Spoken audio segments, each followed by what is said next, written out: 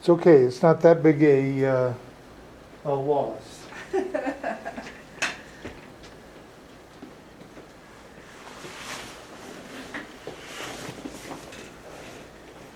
Okay. It's a beautiful day for a class. There's not a cloud in the ceiling. Yeah.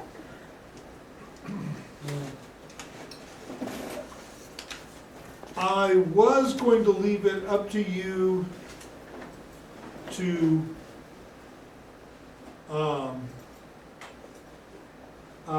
read the Code of Ethics and Professional Conduct on your own. However, I have decided to go through it, and particularly since Ms. Miller is here, and I know she'll hold my feet to the fire if there are any confusing parts. Yeah. So, yes, the math professor is back on the air, ready to go. Except that I've got a particularly tough piece of candy wrapper here.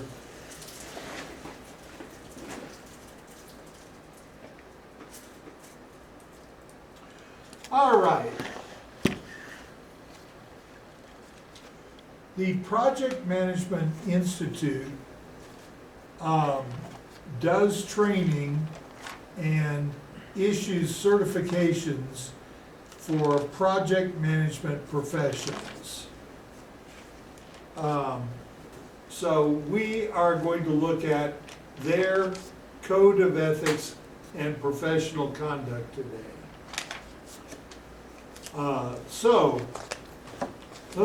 Chapter 1,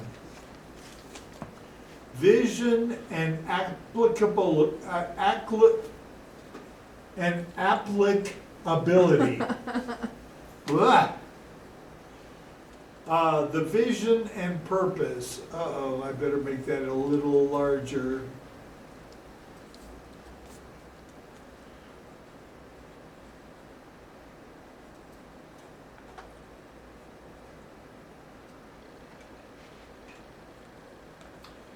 As practitioners of project management, we are committed to doing what is right and honorable. We set high standards for ourselves, and we aspire to meet these standards in all aspects of our lives, at work, at home, and in service to our profession.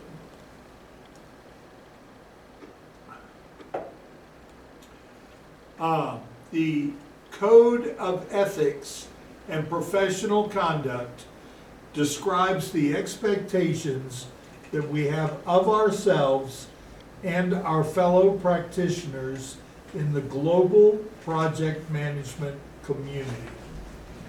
It articulates the ideals to which we aspire, as well as the behaviors that are mandatory in our professional and volunteer roles.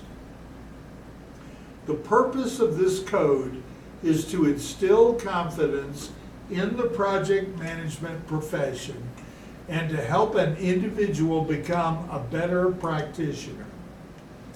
We do this by establishing a profession-wide understanding of appropriate behavior.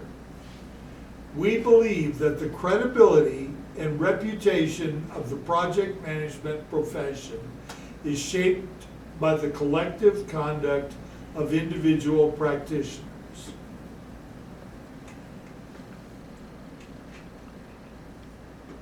We believe that we can advance our profession both individually and collectively by embracing this code of ethics and professional conduct.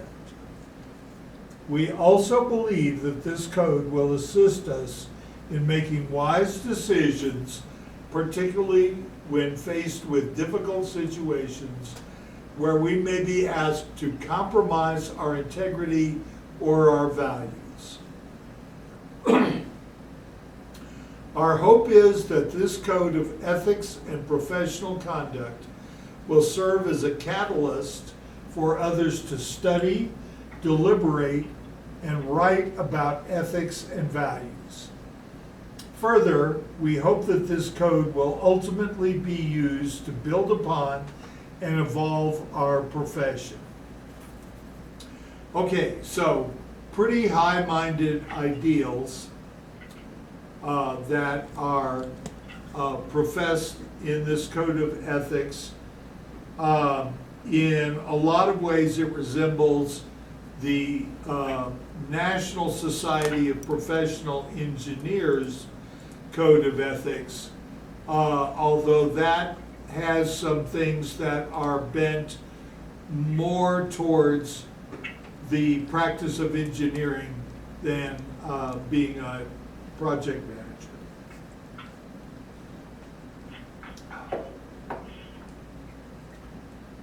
Yes, is there any question there on the Zoom meeting?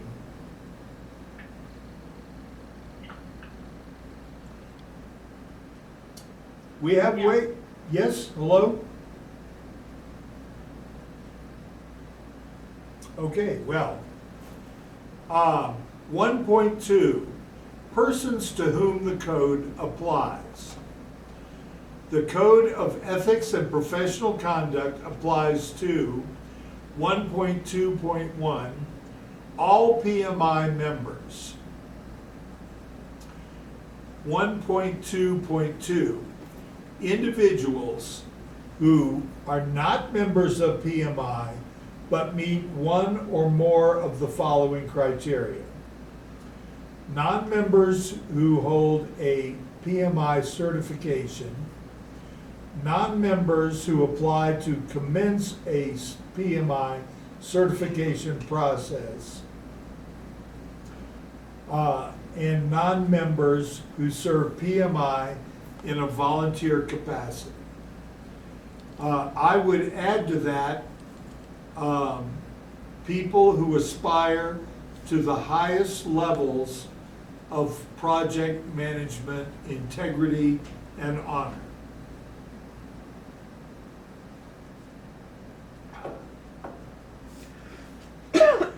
Okay, then there is a comment on that. However, I am going to skip the comment and go to 1.3, structure of the code. The Code of Ethics and Professional Conduct is divided into sections that contain standards of conduct which are aligned with the 4 values that were identified as the most important to the project management community. Some sections of this code include comments. Comments are not mandatory parts of the code, but provide examples and other clarification. Finally, a glossary can be found at the end of the standard. The glossary defines words and phrases used in the code. For convenience, those terms defined in the glossary are underlined in the text of the code. All right, so all of you will find in Moodle homework number 10 where there is a link to the code, a link to an article about things that project managers should be aware of as far as possible pitfalls in the code, and a case study where you will be expected to read through that and then to write what would be the proper thing for the project manager to do.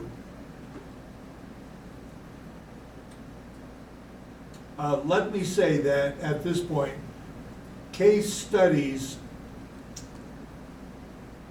don't have, in my opinion, don't have one right answer. That very often there can be differences between people on what a case study means. All right. 1.4, values that support this code. Practitioners from the global project management community were asked to identify the values that form the basis of their decision-making and guided their actions. The values that the global project management community defined as the most important were responsibility, respect, fairness, and honesty. This code affirms these four values as its foundation.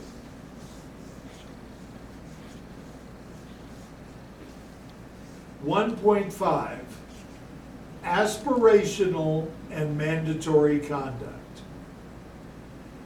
Each section of the Code of Ethics and Professional Conduct includes both aspirational standards and mandatory standards. The aspirational standards describe the conduct that we strive to uphold as practitioners. Although adherence to the aspirational standards is not easily measured, conducting ourselves in accordance with these is an expectation that we have of ourselves as professionals. It is not optional. The mandatory standards establish firm requirements and in some cases limit or prohibit practitioner behavior. Practitioners who do not conduct themselves in accordance with these standards will be subject to disciplinary procedures before PMI's Ethics Review Committee.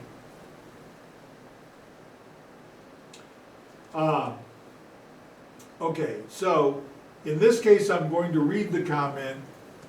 The comment says, the conduct covered under the aspirational standards and conduct covered under the mandatory standards are not mutually exclusive. That is, one specific act or omission could violate both aspirational and mandatory standards. Words to live by.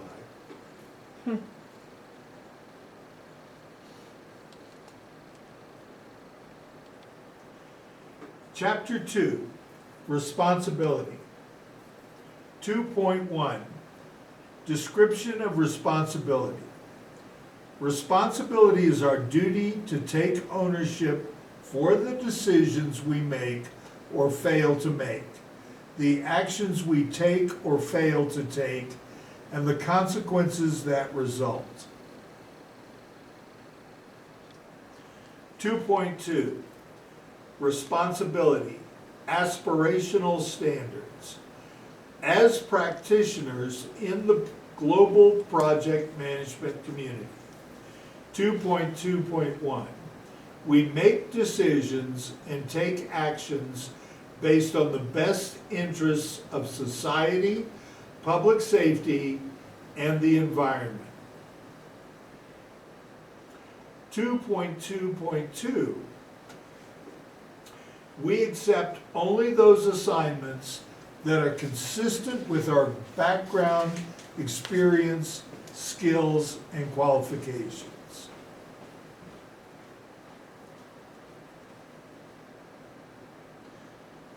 And I feel like the comment, again, in this case is important enough. Comment, where developmental or stretch assignments are being considered, we ensure that key stakeholders receive timely and complete information regarding the gaps in our qualifications so that they may make informed decisions regarding our suitability for a particular assignment. In the case of a contracting arrangement, we only bid on work that our organization is qualified to perform, and we assign only qualified individuals to perform the work.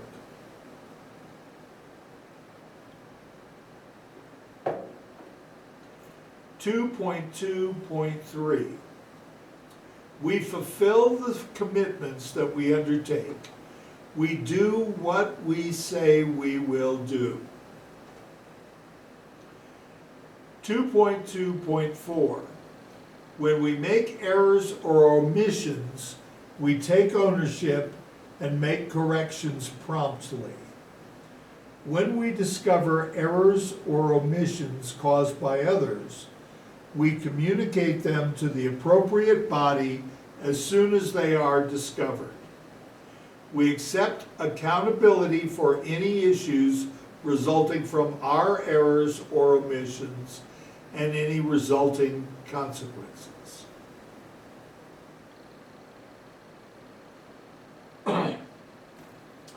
Two point two point five. We protect proprietary or confidential information that has been entrusted to us. 2.2.6. We uphold this code and hold each other accountable to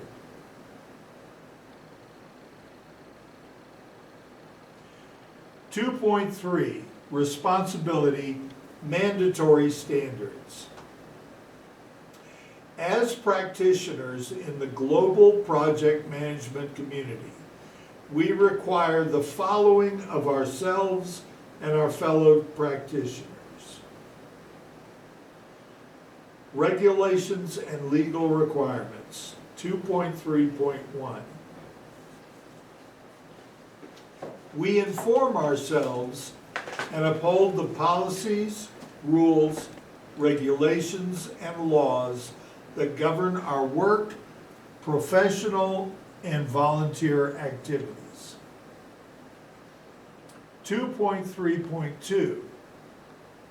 We report unethical or illegal conduct to appropriate management and, if necessary, to those affected by the conduct. Blah.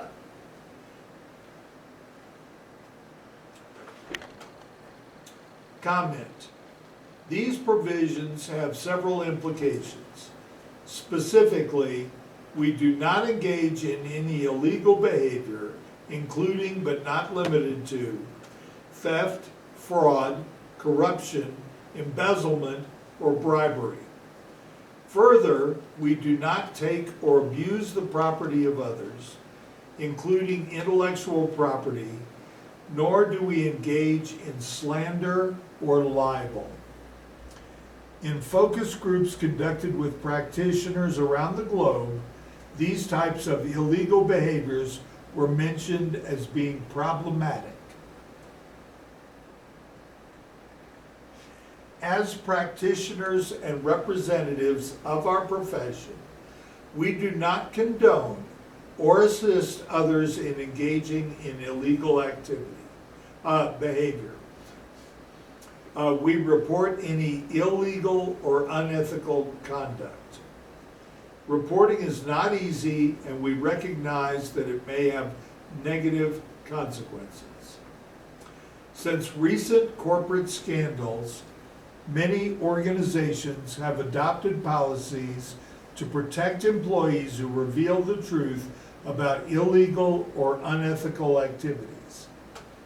Some governments have also adopted legislation to protect employees who come forward with the truth.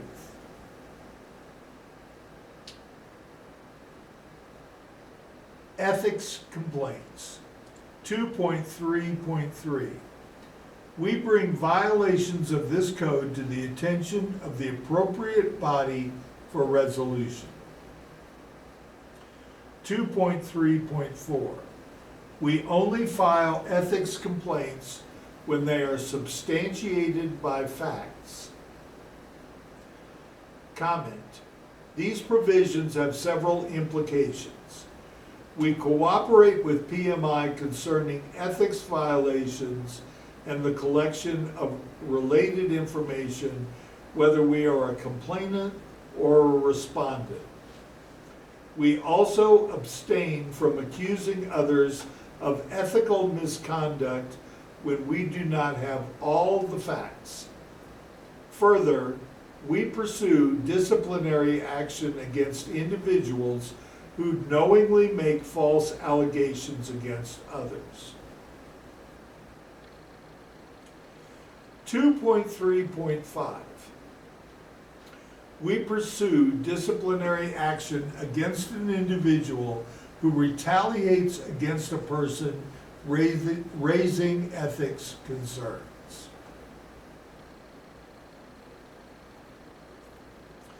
Chapter 3, Respect. 3.1, Description of respect. Respect is our duty to show a high regard for ourselves, others, and the resources entrusted to us. Resources entrusted to us may include people, money, reputation, the safety of others, and natural or environmental resources. An environment of respect engenders trust, confidence, and performance excellence by fostering mutual cooperation. An environment where diverse perspectives and views are encouraged and valued. 3.2, Respect, Aspirational Standards. As practitioners in the global project management community. 3.2.1, we inform ourselves about the norms and customs of others and avoid engaging in behaviors they might consider disrespectful.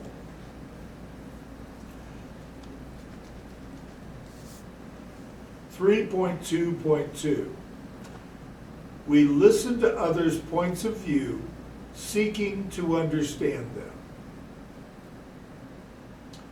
3.2.3, we approach directly those persons with whom we have a conflict or disagreement. 3.2.4, we conduct ourselves in a professional manner even when it is not reciprocated. Comment. An implication of these provisions is that we avoid engaging in gossip and avoid making negative remarks to undermine another person's reputation. We also have a duty under this code to confront others who engage in these types of behaviors.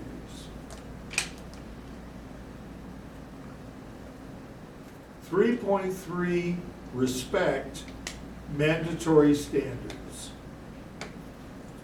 As practitioners in the global project management community, we require the following of ourselves and our fellow practitioners. 3.3.1, we negotiate in good faith. 3.3.2, we do not exercise the power of our expertise or position to influence the decisions or actions of others in order to benefit personally at their expense. 3.3.3, we do not act in an abusive manner towards others. 3.3.4, we respect the property rights of others.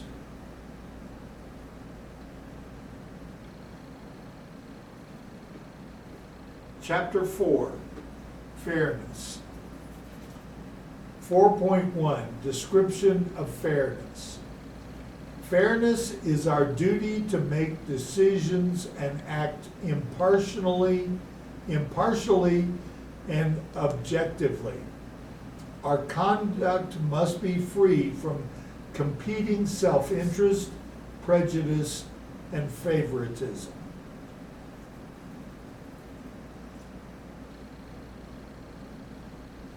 (4.2) Fairness, aspirational standards. As practitioners in the global project management community, 4.2.1, we demonstrate transparency in our decision-making process.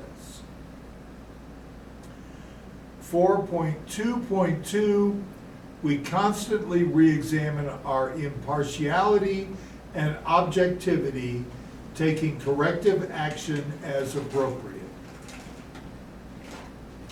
Comment. Research with practitioners indicated that the subject of conflicts of interest is one of the most challenging faced by our profession. One of the biggest problems practitioners report is not recognizing when we have conflicted loyalties and recognizing when we are inadvertently placing ourselves or others in a conflict of interest situation. We, as practitioners, must proactively search for potential conflicts and help each other by highlighting each other's potential conflicts of interest and insisting that they be resolved.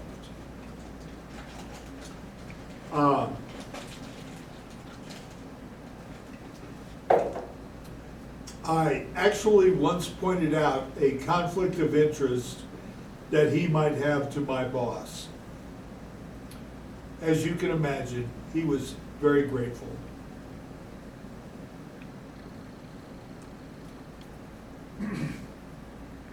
(4.2.3) We provide equal access to information to those who are authorized to have that information. So you remember the part about keeping confidentiality, but we release the information to those authorized. 4.2.4, we make opportunities equally available to qualified applicants. Comment. An implication of these provisions is, in the case of a contracting arrangement, we provide equal access to information during the bidding process. Okay, and that is pretty much a standard across the board. 4.3, Fairness, mandatory standards. As practitioners in the global project management community, we require the following of ourselves and our fellow practitioners. Conflict of interest situations. 4.3.1. We proactively and fully disclose any real or potential conflicts of interest to the appropriate stakeholders. 4.3.2. When we realize that we have a real or potential conflict of interest, we refrain from engaging in the decision-making process or otherwise attempting to influence outcomes unless or until we have made full disclosure to the affected stakeholders, we have an approved mitigation plan, and we have obtained the consent of the stakeholders to proceed.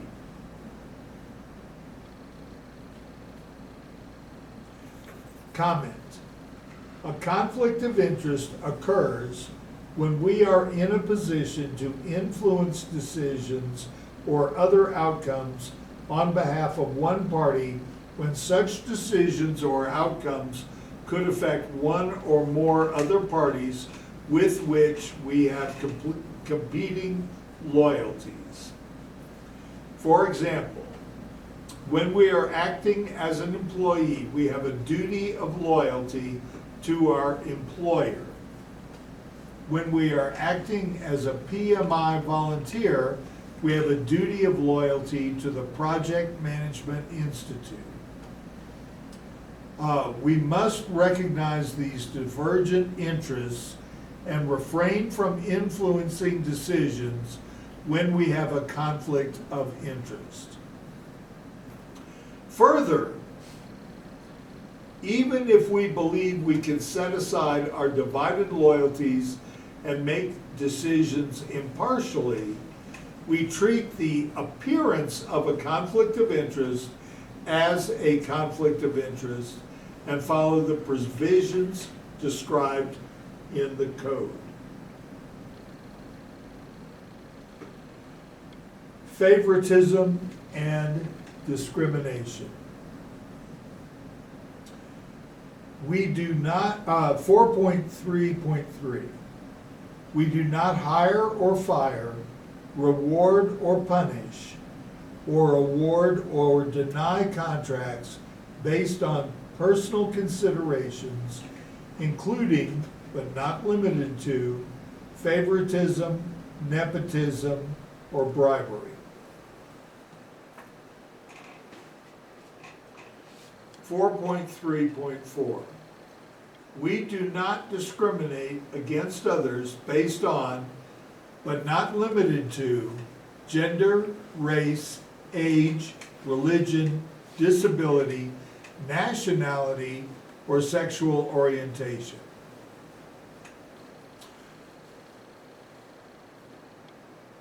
(4.3.5) We apply the rules of the organization, employer, Project Management Institute, or other group without favoritism or prejudice.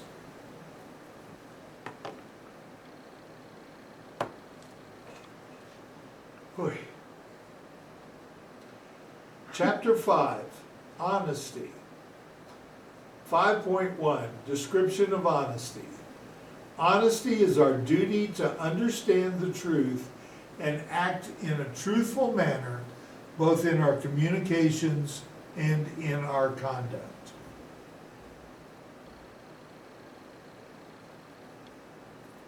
(5.2) Honesty, aspirational standards. As practitioners in the global project management community, 5.2.1, we earnestly seek to understand the truth. 5.2.2, we are truthful in our communications and in our conduct.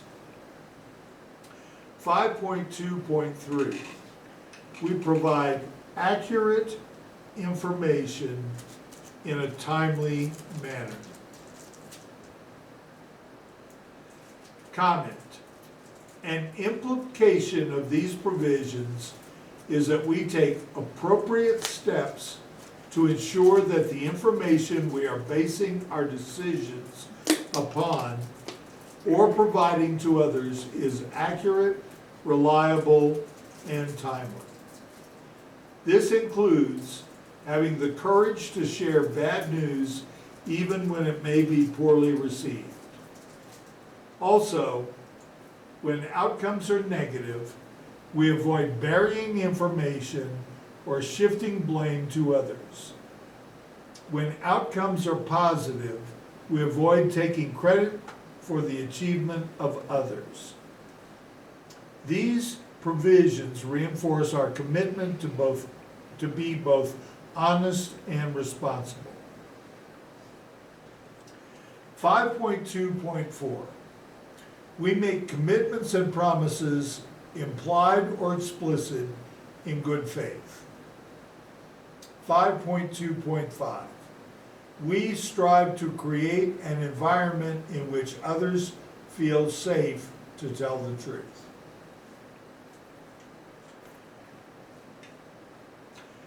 5.3, honesty, mandatory standards. As practitioners in the global project management community,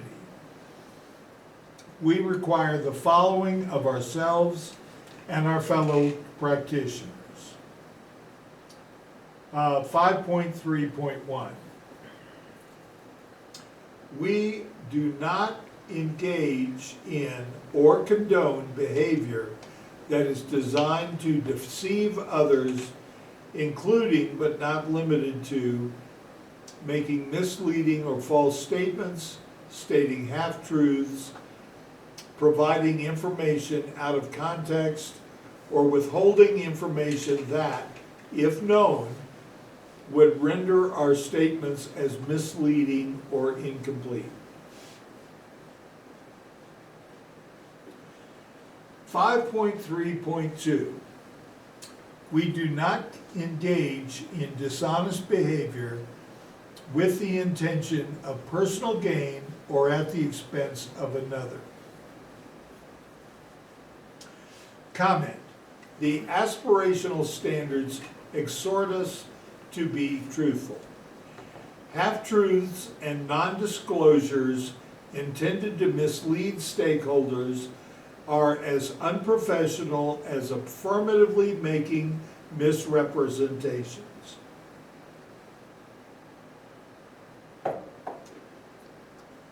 We develop credibility by providing complete and accurate information. I would like to add, there are many ways to lie.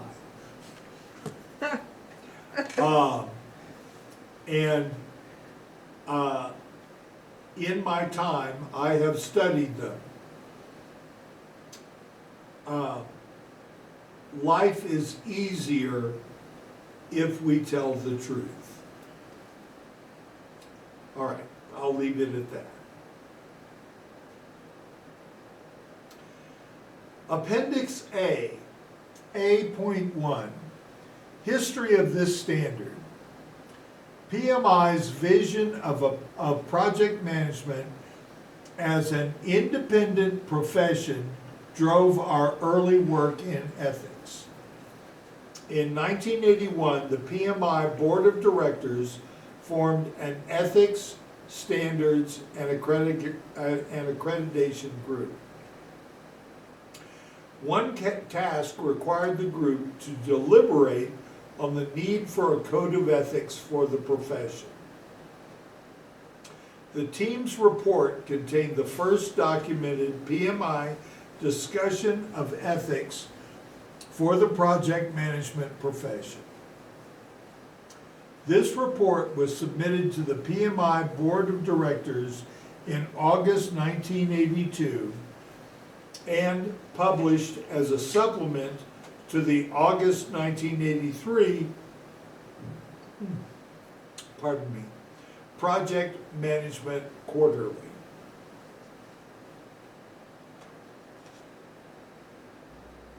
In the late 1980s, this standard evolved to become the ethics standard for the project management professional, PMP, registered copyright. In 1997, the PMI board determined the need for a member code of ethics.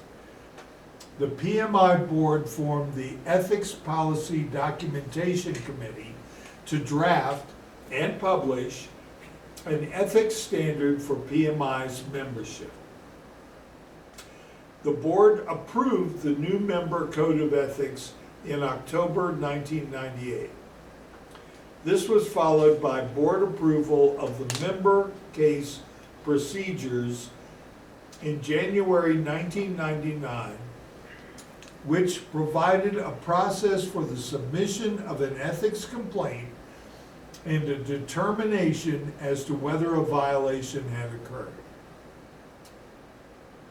Since the 1998 code was adopted, many dramatic changes have occurred within PMI and the business world. PMI membership has grown significantly. A great deal of growth has also occurred in regions outside North America. In the business world, ethics scandals have caused the downfall of global corporations and nonprofits, causing public outrage and sparking increased government regulations on the global corporations and nonprofits, not on government. Oh, sorry, that was not So- in, yes, ma'am. If you're APM working for the government, would you have to sign, or does this code of ethics apply to you? Yes. I shouldn't have made that comment about the government because I have known many people who work for state, local, and federal government who are very ethical, honest, forthright people who have integrity. I have known a few, unfortunately, who were not. The government has a code of conduct and ethics of its own, which has similarities to this, to the code of ethics for professional engineering, etc. So essentially, all codes of ethics say straighten up and fly right.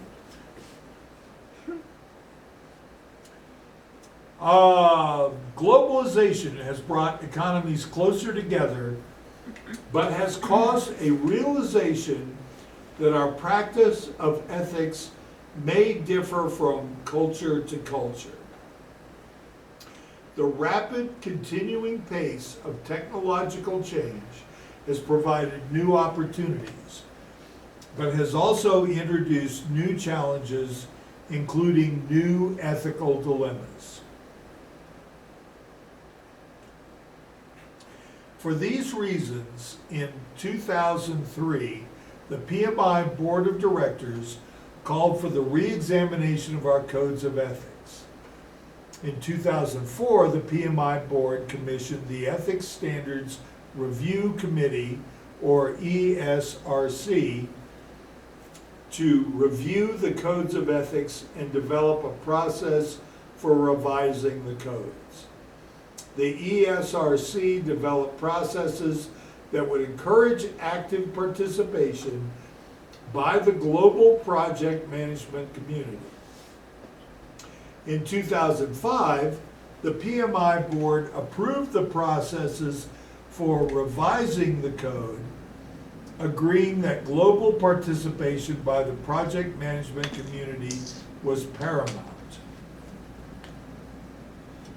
In 2005, the board also commissioned the Ethics Standards Development Committee to carry out the board-approved process and deliver the revised code by the end of 2006. This code of ethics and professional conduct was approved by the PMI Board of Directors in October 2006. So you're telling me before 2006 there was no code of ethics? No. They began developing the code of ethics in the 1980s. But in the early 2000s, they began developing a process to make sure that it was continually updated and relevant to the situations that we find ourselves in. Okay. All right, you're gonna let that pass?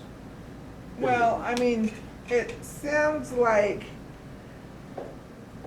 this code of ethics started since 2005, and it hasn't really said it's been ongoing, I guess. Well, Like, okay, my question is, how, was there something that someone did that, you know, they had to formulate a code of ethics? Did they find like a culture that project teams were lying or were not being very truthful for them to formulate, or is just like across the board with everything else? And then this particular code of ethics, it's for a membership, like project management, like a union, kind of. I mean, is it only, was it for them? Or, I don't understand. okay. Let me kind of take that into sub-questions. Okay. First of all, yes, there have been, of course, people who acted dishonestly in managing projects. Whether that was a big dishonestly, as in stealing everything that's not nailed down for their own profit, or a wee baby dishonesty of fudging the truth to the customer or their bosses so that they would look better. Okay, so of course people have acted dishonestly. When in history do we have a time when everybody acted in the most honest and scrupulously integrity laden manner? True. I just don't think you can find that. We can find individuals who have acted this way, but not all people at all times.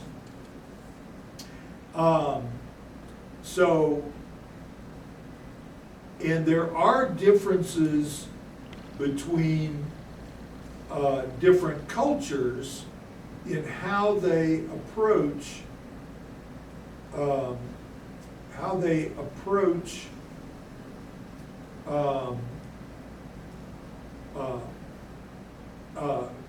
management of projects. In some cultures, it is considered that a contract only lasts as long as it's doing us good.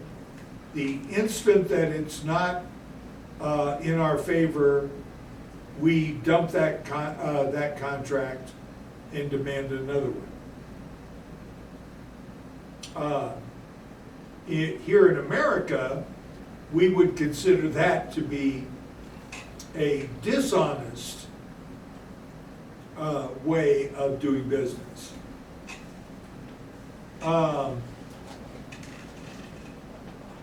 In a way, this is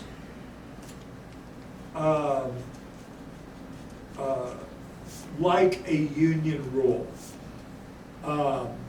This is bound up with PMI's self-interest to an extent, because PMI trains the people to the project management professional standard, right? They have registered that as a trademark. So it is in their interest to enforce a code of conduct like this one that makes people respect that certification. right? People respect a certification when it has integrity. Right? If we give a gold medal to the person who wins the race, then people will respect that holding a gold medal means something.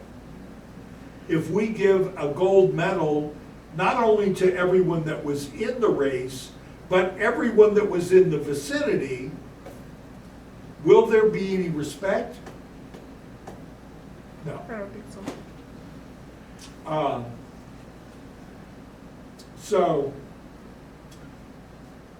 So yes, there is a, now, the thing is, we don't usually think of unions as applying to people who are professionals. What's the difference between a professional and a worker? Well, a worker works for an hourly wage. Yeah. Okay, so they show up for 40 hours, they're paid for 40 hours. A professional is paid a set salary, and they need to show up however much time it takes to get the job done. So I have had jobs where I regularly worked 60 or 80 hours a week because that was what it took to get the job done in the way that I thought it should be done. Now, I have to admit, there is some attraction to the idea of being paid on an hourly basis. Because then if I work a 60-hour week, oh man, I'm rolling in it. Okay. All right, well, thank dog I've answered all these questions. All right, A2, process used to create this standard. The first step by the Ethics Standards Development Committee, or ESDC, in the development of this code was to understand the ethical issues facing the project management community and to understand the values and viewpoints of practitioners from all regions of the globe. This was accomplished by a variety of mechanisms, including focus group discussions and 2 internet surveys involving practitioners, members, volunteers, and people holding a PMI certification. Additionally, the team analyzed the ethics codes of 24 nonprofit associations from various regions of the world, researching the best practices in the development of ethics standards and exploring the ethics-related tenets of PMI's strategic plan. This extensive research conducted by the ESDC provided the backdrop for developing the exposure draft of the PMI Code of Ethics and Professional Conduct. The exposure draft was circulated to the global project management community for comment. The rigorous standards development processes established by the American National Standards Institute, or ANSI, as it is known, were followed during the development of the code because these processes were used for PMI technical standard development projects and were deemed to represent the best practices for obtaining and adjudicating stakeholder feedback to the exposure draft.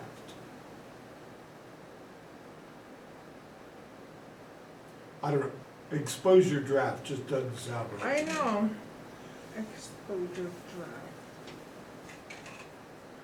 The result of this effort is a code of ethics and professional conduct that not only describes the ethical values to which the global project management community aspires, but also addresses the specific conduct that is mandatory for every individual bound by this code. Violations of the PMI Code of Ethics and Professional Conduct may result in sanctions by PMI under the ethics case procedures.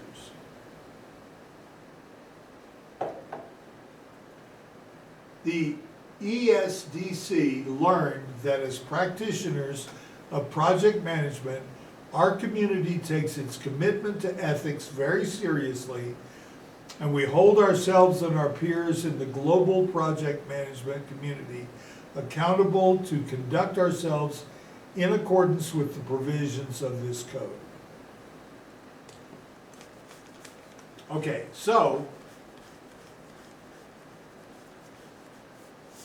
the code is not a legal standard except to the extent that there are laws bearing on it. For example, if you engage in theft or bribery, there are laws that cover that, as well as the code.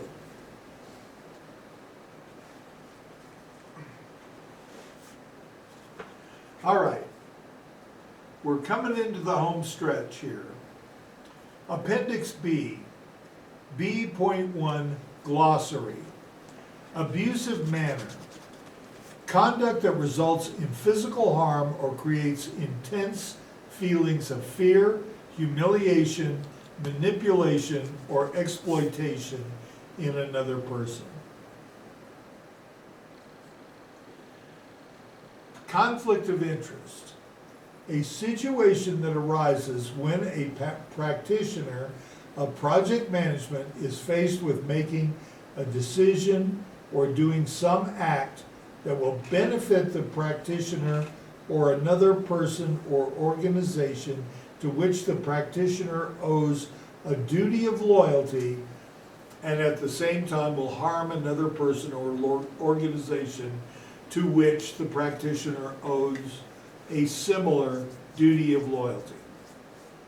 The only way practitioners can resolve conflicting duties is to disclose the conflict to those affected and allow them to make the decision about how the practitioner should proceed.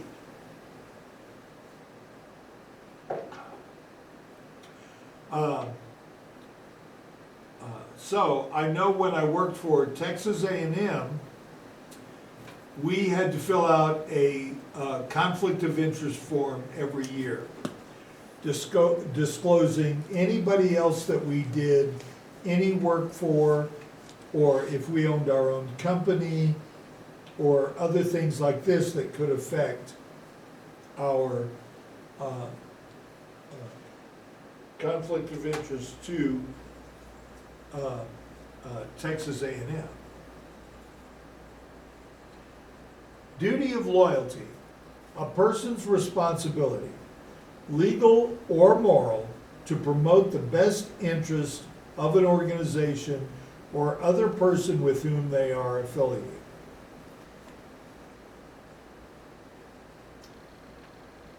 Project Management Institute, or PMI.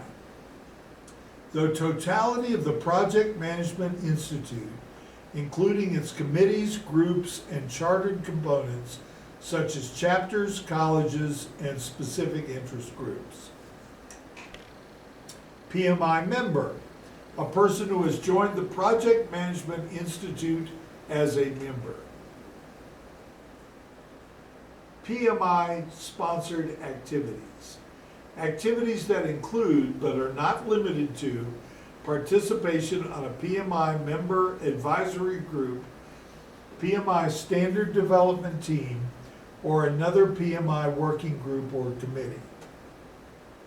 This also includes activities engaged in under the auspices of a chartered PMI component organization, whether it is in a leadership role in the component or another type of component, educational activity or event. Practitioner, a person engaged in an activity that contributes to the management of a project, portfolio, or program as part of the project management profession. And a PMI volunteer, a person who participates in PMI-sponsored activities, whether a member of the Project Management Institute or not. Yes, it might be cute, but it's an institute. All right, so that is the Code of Ethics of the Project Management Institute.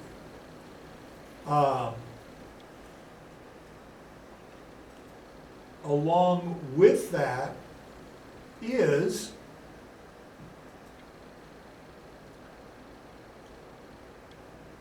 a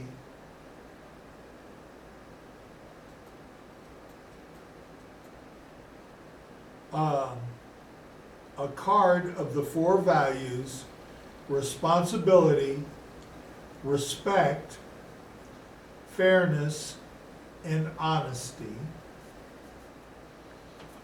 And I am not going to read those again because those were included in the Code of Ethics.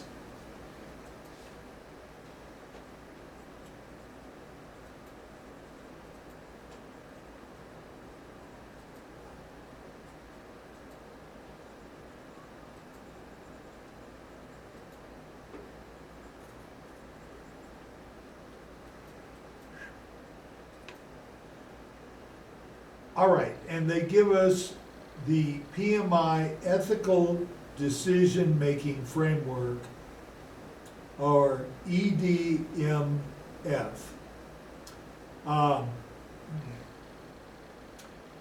These guys are as bad as industrial engineers about creating acronyms. All right. This PMI Ethical Decision-Making Framework, or EDMF, document describes steps that can be used to guide an individual in the project management profession through a process to make a decision when confronted with an ethical dilemma. Purpose. The purpose of this document is to supplement the PMI Code of Ethics and Professional Conduct with an aid for project management professionals who are confronted with an ethical dilemma can use.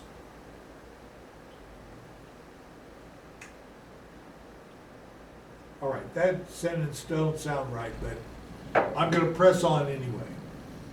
Comments or questions about this PMI EDMF document can be provided via email to the PMI Ethics Insight Team, or EIT, at the address ethicsinsight@pmi.org.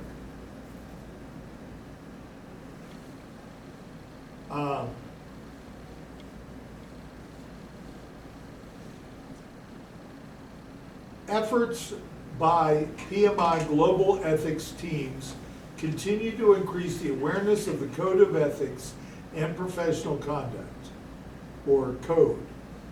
This framework builds on ethics awareness levels by focusing on members' ethical decision-making capability and accountability.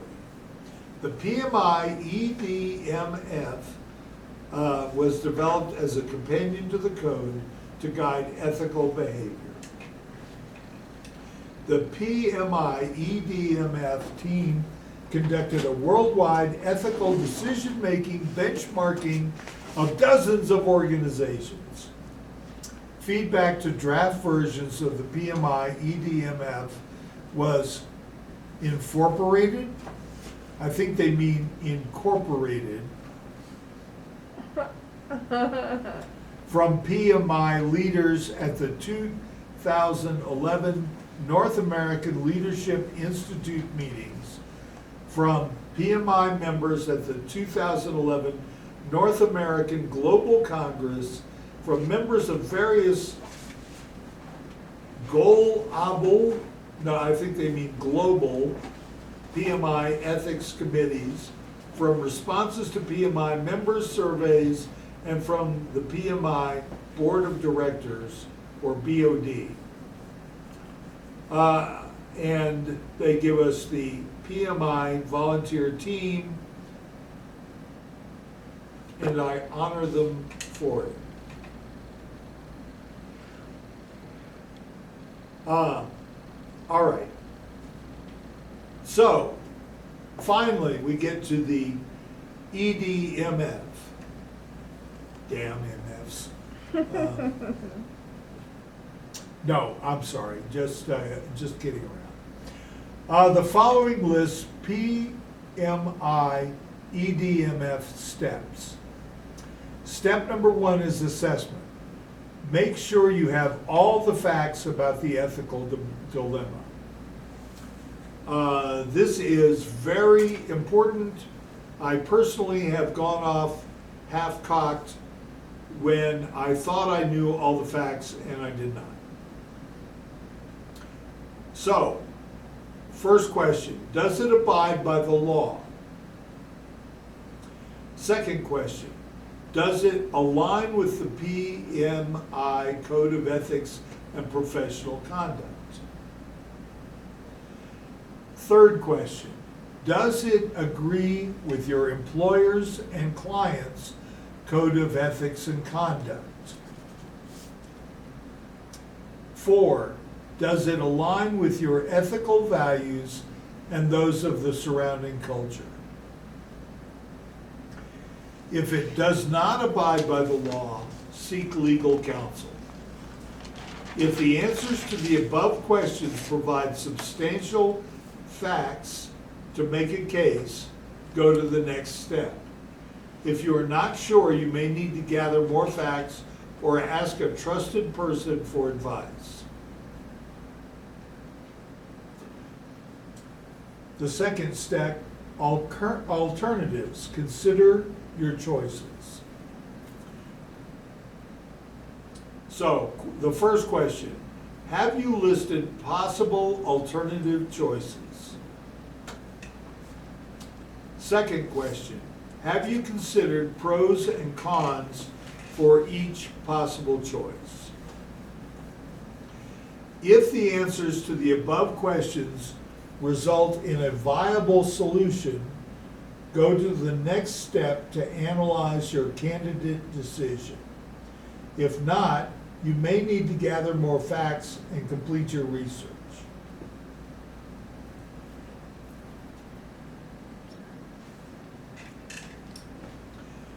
Three, analysis.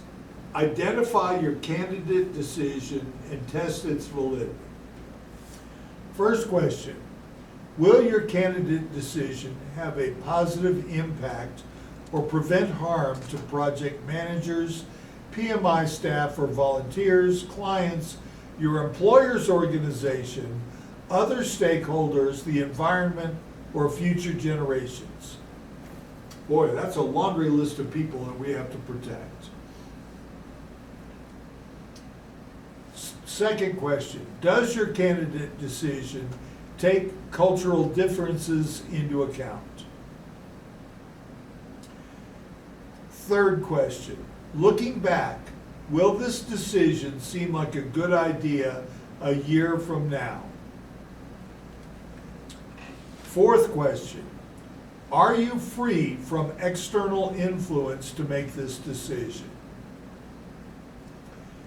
5, are you in a calm and unstressed state of mind? Kind of important. If the possible impacts are acceptable, proceed to check your decision against ethical principles in the next step. If not, consider taking time to test another candidate decision. Review your options and/or your case.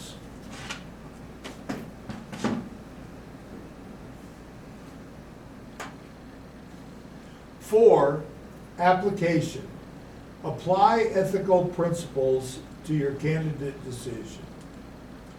First question, would your choice result in the greatest good? Second question, would your choice treat others as you would like to be treated?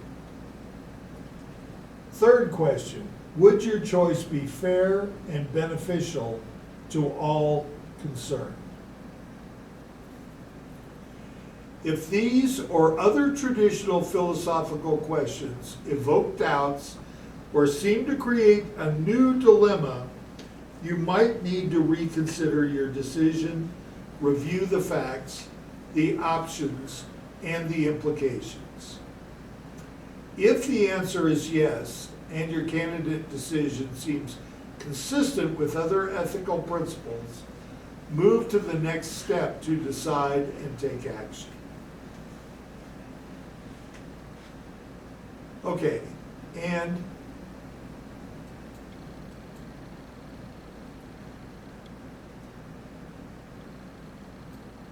there we go. And step 5, action. Make a decision. Question 1, are you willing to accept responsibility for your decision? Question 2, could you make your decision public and feel good about it? 3, are you ready to act? If you're comfortable with your decision, take action. If not, retrace these steps to discover a better solution.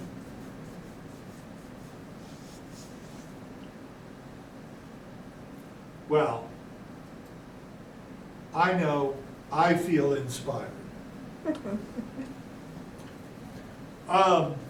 All right, so that is PMI's Code of Ethics and Conduct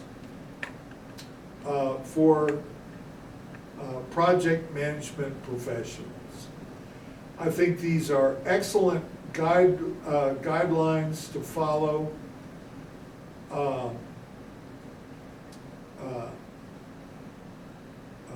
As you go through the project management process. I'm sorry, are you scratching your elbow or raising your hand? Yeah, scratch. Okay, just checking. All right, so are there any questions at this point?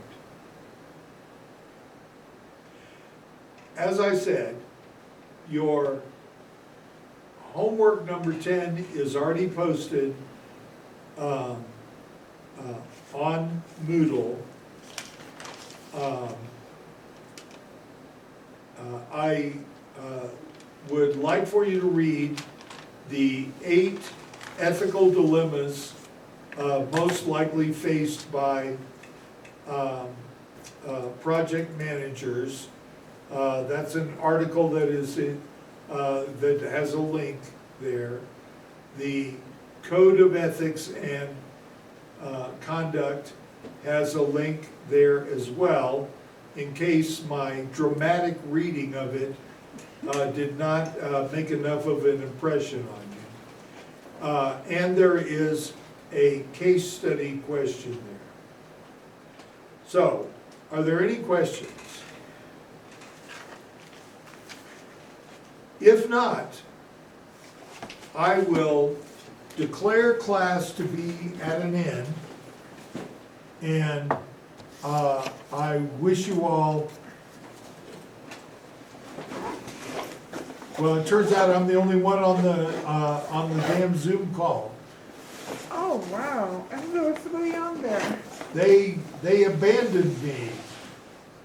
Okay, well, we'll leave the meeting I will hang up. I'll see you on Thursday. Can hardly wait. Have a good evening.